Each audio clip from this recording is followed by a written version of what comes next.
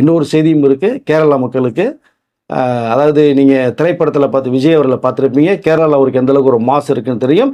கேரளாவில் இருந்து மக்கள் வந்து இங்கே தேர்தல் பிரச்சாரத்தை கலந்துக்கிட்ட விஷயங்கள் இருக்குது. அவருக்காக அங்கிருந்து நிறைய உழைத்தவர்கள் நிறைய பேர் இருக்காங்க. இந்த எலெக்ஷன்ல நிறைய பேர் வேலை செஞ்சாங்க கேரளாலேருந்து எஸ், விரைவில் கேரளா மக்களுக்கு அவருடைய ரசிகர்களுக்கு மிகப்பெரிய ஒரு செய்தியை நம்ம தமிழக முதலமைச்சர் விஜய் அவர்களிருந்து வரப்போகுது.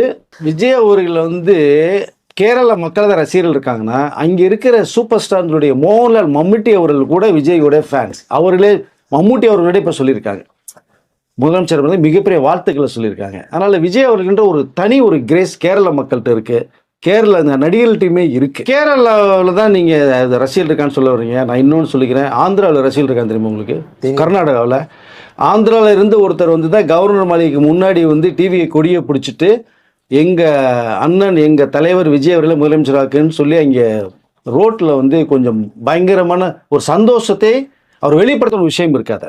ஸோ அவருக்கு அதாவது இங்கே தமிழ்நாடை தவிர தென்னிந்தியாவில் கேரளா, ஆந்திரா, கர்நாடகாவில் அவ்வளோ பெரிய ஒரு ஃபேன் கிளப் இருக்குது உங்களுக்கு. அதை ஸோ ரசிகர்கள் பட்டாளமே